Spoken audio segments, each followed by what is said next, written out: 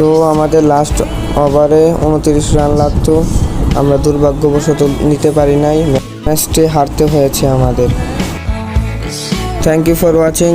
যাদের ভিডিওটি ভালো লেগেছে তারা ফলো দিয়ে এবং কমেন্ট লাইক করে পাশে থাকবেন। আল্লাহ হাফেজ।